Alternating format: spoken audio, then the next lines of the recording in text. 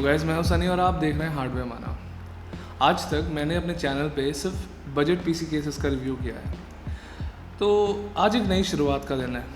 आज मैं रिव्यू करने जा रहा हूं डीपकूल का मैक्यूब 550 full sized mid tower case.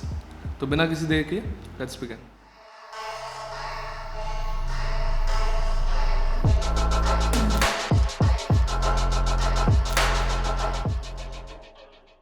ज़्यादा वीडियो में आगे जाने से पहले आपको बता दूं मैं एक टेम्प्रेरी लोकेशन से शूट कर रहा हूं, सो आवाज़ और वीडियो अगर आपको थोड़ी अजीब लगे तो प्लीज़ सॉरी उसके लिए।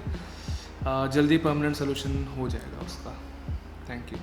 मैक्यूब 550 एक full size mid tower case है। मैं फुल साइज़ इसलिए कह रहा हूँ बिकॉज अगर ये 1 इंच भी ज़्यादा बड़ा होता तो ये full tower PC case consider होता। सो 10,000 रुपये के इस केस में लुक्स और फीचर्स थोड़े मिनिमल है। मैं इसके बारे में ज़्यादा बताऊंगा आपको। एंड टू बी ऑनेस्ट ये रिव्यू करना मेरे लिए काफ़ी मुश्किल था। So let's start with the design first. किसी मोनोलिथिक स्ट्रक्चर या आर्ट पीस की तरह आपको चारों तरफ से स्ट्रेट लाइंस दिखती है। एंड ये कहना गलत नहीं होगा कि ये जो केस है ये NZXT H700 जैसे केसेस को डायरेक्टली टारगेट कर रहा है, और इसमें कोई गलत नहीं है, but at least all of this is on paper.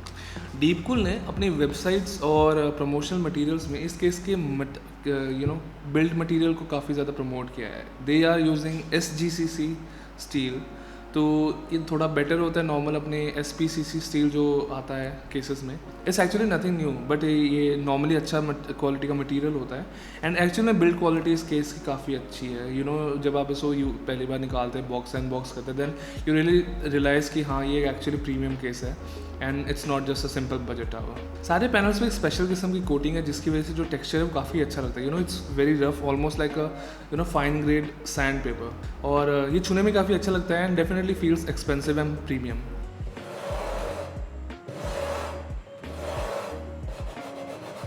Front panel बिल्कुल सॉलिड है जैसा नॉर्मली ऐसे केसेस में होता है।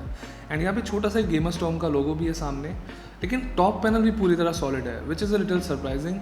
और ये टेम्परेचर्स को कैसे इफेक्ट करता है मैं ये ज़रूर आपको बताऊंगा अपने टेम्परेचर टेस्ट में। टॉप पैनल पे ही आपको IO एरिया मिल जाता है जहाँ पे आपको ऑडियो जैक्स मिलते हैं, पावर बटन्स मिलते हैं, आपको 2 USB 3 पोर्ट्स मिलते हैं with custom coloured inserts, so nice. But symmetry के चक्कर में इन्होंने दोनों पावर बटन और रीसेट बटन्स को एक साइज़ का कर दिया बिना किसी स्पेशल मार्किंग के, तो इसने थोड़ी सी कन्फ्यूजन क्रिएट की थी कई बार और थोड़ा सा फ्रस्ट्रेटिंग था। तो ये थोड़ी सी ऑड चॉइस मुझको लगी।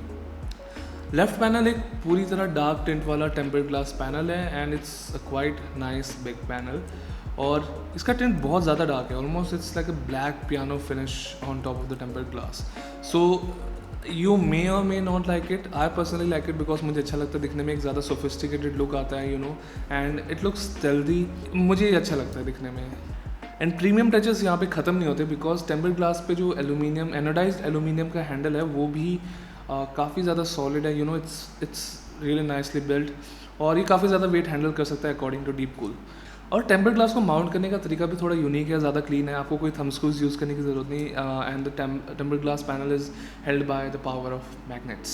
लेकिन मैं यहाँ पे ये पॉइंट आउट करूँगा कि अगर आप थंब स्क्रूज नहीं यूज़ कर रहे तो आपका जो पैनल है वो किसी तरीके से सॉलिडली माउंटेड नहीं है केस के चैसी पे। So it's a little security concern, अगर एक एडिशनल स्क्रू कहीं पे होता है इस टेम्पर्ड ग्लास पे तो वो और भी बेटर ऑप्शन होता। राइट पैनल की बात करें तो नॉर्मली केसेस में सॉलिड पैनल्स होते हैं, बट यहाँ पे इस केस का इनटेक वहाँ पे भी अवेलेबल है। और यहाँ पे जो डिज़ाइन है this is almost like shark fins या फिश गिल्स, तो ये मुझे थोड़ा लगता है कि ज़्यादा ओवरडन है। जैसा केस का डिज़ाइन है विद सिंपल स्ट्रेट लाइंस हर जगह, तो मैं एक्सपेक्ट कर रहा था थोड़ा सिंपल डिज़ाइन होता या सिंपल स्लॉट्स वगैरह टाइप का कुछ होता। फ्रंट पैनल को निकालना काफ़ी आसान है और फ्रंट पैनल पे ही एक फैब्रिक बेस्ड डस्ट फिल्टर है, बट अनफॉर्चुनेटली इसको निकाला नहीं जा सकता, so you can not remove it and wash it later easily. और सच बता तो इसकी ज़रूरत है नहीं इस डस्ट फिल्टर की, बिकॉज जो ओपनिंग्स है वो बहुत छोटी है, सिर्फ 6 मिलीमीटर का गैप होगा फैंस और ऑलमोस्ट फ्रंट पैनल के बीच में, तो बहुत कम है, और इससे एयर फ्लो इतनी तेज़ी से नहीं आती जितना आप एक्सपेक्ट करते हो। फ्रंट पैनल के पीछे ही 3 120 मिलीमीटर फैंस माउंट करने के ऑप्शन हैं, जहाँ पे आप नॉर्मल फैंस माउंट कर सकते हैं या फिर ऑल इन कूलर्स या रेडिएटर्स इंस्टॉल कर सकते हैं। And moving on to the interiors अगर बात करें, because of the size of the case काफ़ी ज़्यादा रूमी इंटीरियर्स है and you can easily fit any kind of component inside it. कोई आपको प्रॉब्लम नहीं होगी कंपैटिबिलिटी की, और सारे कॉम्पोनेंट्स आसानी से फिट हो जाएंगे। केस के साथ आपको सिर्फ 120 मिलीमीटर का एक सिंगल फ़ैन मिलता है, and that's a very basic fan. इसमें कुछ खास नहीं है, सिंपल सा वोल्टेज 12 वोल्ट वाला फ़ैन है। मदरबोर्ड ट्रे की बात करें तो वहाँ पे कई सारे केबल मैनेजमेंट के होल्स है, सारे के सारे होल्स पे रबर ग्रोमेट्स लगे हुए हैं, तो ज़्यादा क्लीनर लुक मिलता है। इसी पैनल के साइड में राइट साइड पे आपको जो दूसरा इनटेक है वहाँ का रेडिएटर माउंट भी मिल जाता है, जहाँ पे आप 360 मिलीमीटर या फिर 280 मिलीमीटर रेडिएटर्स माउंट कर सकते हैं। यहाँ पे 420 मिलीमीटर रेडिएटर्स माउंट करना थोड़ा सा मुश्किल होगा, but may be depending on the radiator ये पॉसिबल हो सकता है। इस पर्टिकुलर माउंट पे क्लियरेंस का कोई इशू नहीं होगा, बिकॉज काफ़ी ज़्यादा डेप्थ है, ऑलमोस्ट केस की फुल विथ आपको मिल जाती है for radiator installation, and push और पुल कन्फिग्रेशंस भी आसानी से बनाए जा सकते हैं फॉर कूलिंग। इस ब्रैकेट के नीचे एक 120 मिलीमीटर का फ़ैन माउंट एक्स्ट्रा है, और यहाँ पे एक छोटा सा पम्प ब्रैकेट भी है, at least that's what I think it is. So अगर आप PSU शाउट की बात करें तो वहाँ पे सिंपल डिज़ाइन है, और ऊपर एक SSD माउंट भी है। इसी PSU शाउट पे गेमर स्टॉर्म की बहुत बड़ी ब्रांडिंग है, and that was completely unnecessary. इतनी बड़ी ब्रांडिंग की ज़रूरत नहीं है केस में, ऑलरेडी आपका नाम पता है, ठीक है। यहाँ पे एक छोटी सी चीज़ मैं पॉइंट आउट करना चाहूँगा कि जैसे जब मैंने वेबसाइट पे चेक किया तो उनके अकॉर्डिंगली ये जो पैनल है ये टेम्पर्ड ग्लास का बना है, या फिर एटलीस्ट ग्लास का बना हुआ है, लेकिन एक्चुअली में ये शायद एक्रिलिक है। So I don't know what's happening है, बट इसको आप निकाल सकते हैं, लेकिन निकालने के बाद PSU शाउट अजीब सा दिखता है, so I will not recommend it. Motherboard tray के पीछे ऑलमोस्ट 1 इंच की जगह है for cable management, and it's really nice. आप आराम से इसमें केबल मैनेजमेंट कर सकते हैं, आपको कोई प्रॉब्लम नहीं होगी, सारे कटआउट्स अच्छे खासे साइज़ के हैं, and there is ample of space for bunch of cables. PSU shout भी काफ़ी जगह है PSU शाउट में, तो केबल मैनेजमेंट में इस केस में कोई प्रॉब्लम नहीं होगी आपको। यहाँ पे एडिशनल 2 SSD माउंट्स भी है, और अगर आपने ध्यान दिया हो अभी तक तो आपको कोई हार्ड ड्राइव केज या ट्रे देखने को नहीं मिली होगी अभी तक, एंड इसका रीज़न है बिकॉज यहाँ पे deep cooling modular concept use करने की कोशिश की है, जहाँ पे 120 मिलीमीटर का हर फैन माउंट एक हार्ड ड्राइव ट्रे को सपोर्ट करता है। यहाँ पे आपको केस के साथ 2 हार्ड ड्राइव ट्रेज मिलती है, और हर एक ट्रे पे आप 2 हार्ड ड्राइव्स इंस्टॉल कर सकते हैं, तो टोटल टेक्निकली आप इस केस पे 4 हार्ड ड्राइव्स इंस्टॉल कर सकते हैं एक सिंगल टाइम पे, but that's only on paper.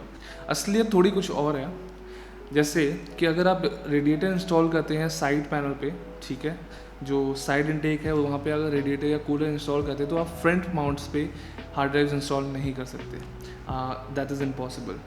दूसरी चीज़, अगर मेरी मैथ सही हो, एक ट्रे को माउंट करने के लिए यूज़ होता है 4 स्क्रूज, ठीक है, और कैलकुलेशन करें तो 2 ट्रेस के लिए मेरे ख्याल से 8 स्क्रूज हो गए, अगर थोड़ी मेरी मैथ्स ठीक है तो 8 स्क्रूज होने चाहिए 2 ट्रेस को माउंट करने के लिए, लेकिन पैकेज में कितने अवेलेबल थे? सिर्फ 4, और वो भी वो वाले स्क्रूज नहीं जो एक्चुअल मैनुअल पे शो किए थे। मैनुअल में कुछ और स्क्रूज दिखाए थे और यहाँ पे कुछ और स्क्रूज निकले, सो आई डोंट नो कैसे हुआ, बट ये हो गया। एंड लास्टली, अगर आप सारे फ़ैन माउंट्स यूज़ करते हैं तो आप इस केस में कोई भी हार्ड ड्राइव इंस्टॉल नहीं कर सकते, which is a little disappointing. इतने बड़े केस में इतनी सारी जगह है, तो भाई मैंने पूरे केस के पैसे दिए, मैं पूरे केस को यूज़ करूँगा, तो I think they should improve the design. It's a great concept but terrible execution.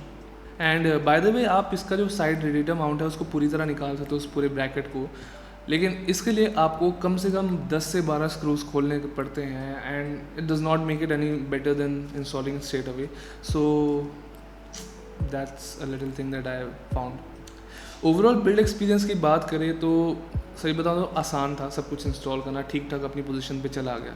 Overall build experience मतलब it was satisfactory except the hard drives.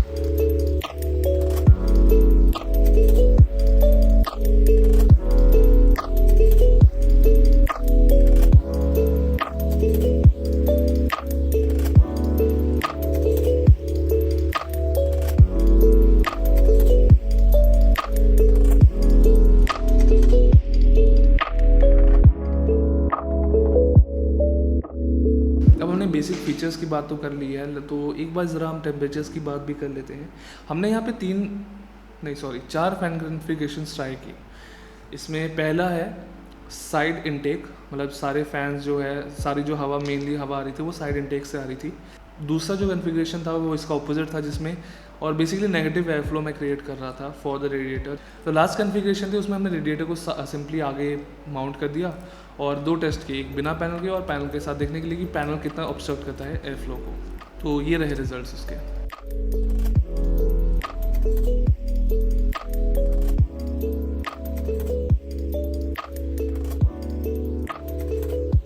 जैसे कि एक्सपेक्टेड था, because of the slim front panel gap ज़्यादा fans को पुल करने की power नहीं मिलती एंड ऑलमोस्ट 6 डिग्री का ड्रॉप हमें देखने को मिला जब हमने फ्रंट पैनल हटाया। तो that's a big number. This is with a simple system, ये कोई ज़्यादा हाई एंड सिस्टम नहीं है, सिंपल एक 9600 के है, वो भी बहुत ज़्यादा ओवरक्लॉक नहीं। और मैंने सिर्फ आइडा 64 लोड्स यूज़ किया for average kind of loads, जो बहुत ज़्यादा टैक्सिंग भी नहीं है। अगर कुछ ज़्यादा हाई एंड लोड्स की बात करें या एक्सट्रीम वर्क स्टेशन टाइप के सिचुएशंस की बात करें तो तब तो यहाँ पे बहुत ज़्यादा प्रॉब्लम हो सकती है जब आप ऑलमोस्ट 12-15 घंटे लगातार पीसी ऑन रखेंगे, वो भी फुल लोड पे। So depending on the design, target market, मैं बोलूँगा ये थोड़ा सा अजीब, मतलब air flow performance needs to be improved और कुछ करना पड़ेगा इसका डीप कूल को। मैंने आपको कहा था स्टार्टिंग में कि इस केस का जो डिज़ाइन है वो काफ़ी मिनिमल है एंड फीचर्स भी मिनिमल है। वेल इट्स ट्रू, बिकॉज कुछ चीज़ें मैं जैसे आपको बताता हूँ।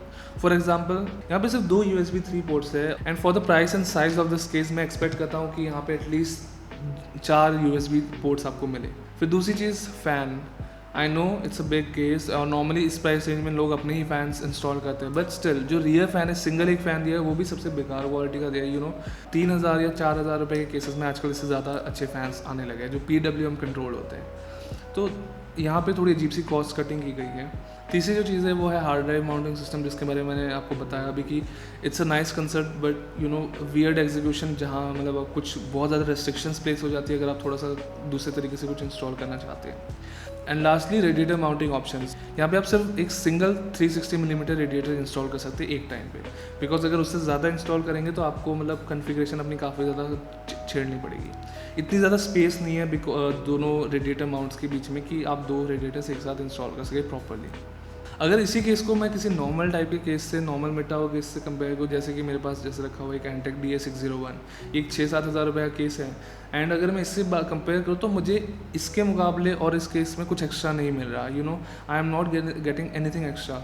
यहाँ पे सेम वही 2 360 मिलीमीटर माउंट्स है, यहाँ पे आपको सिर्फ एक फ़ैन मिल रहा है, वहाँ पे आपको 2 फैंस मिल रहे हैं, वहाँ पे आपको RGB हब मिलता है ऑलमोस्ट 7 चैनल वाला, यहाँ पे आपको वो भी नहीं मिल रहा। बस यहाँ पे साइज़ बड़ा है केस का, यहाँ पे कहने को बिल्ड क्वालिटी या मटेरियल जो यूज़ हुआ है वो थोड़ा अच्छा है, लेकिन इट्स नथिंग एक्स्ट्राऑर्डिनरी। ऐसा नहीं है कि ग्राउंड ब्रेकिंग कुछ है उन्होंने डाला है कि आपको बहुत ही कुछ अलग मिले, या सस्ते में एल्यूमिनियम केस भी नहीं मिल रहा आपको ऐसा कुछ। तो it's a little confusing for the price range. So मैं एंड में इस केस के बारे में यही कहूँगा कि आप पैसे ज़्यादा पे कर रहे हो लेकिन आपको फीचर्स उतने नहीं मिल रहे।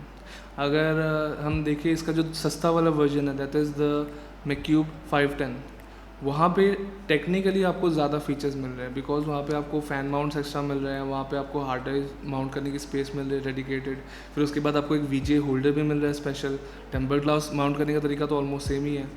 तो that's a much better value case, वो 5-6 हज़ार रुपये में अवेलेबल है and I think at this price point and at this feature set मैं इस केस को रिकमेंड नहीं कर सकता किसी को भी। There are much better cases out there.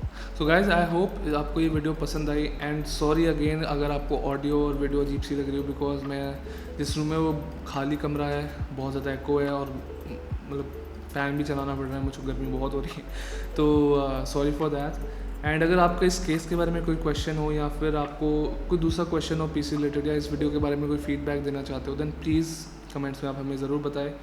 बाकी इस बिल्ड में यूज़ होने वाले जो कंपोनेंट्स है, that is the deep cool castle 360EX, उसका भी रिव्यू मैं जल्दी करने वाला हूँ। Almost half way through testing हो चुकी है, आधी रहती है, तो उसको भी ज़रूर चेक करेंगे and it's a promising product, it's a nice product. So बाकी कंक्लूजन मैं आपको रिव्यू में दूंगा।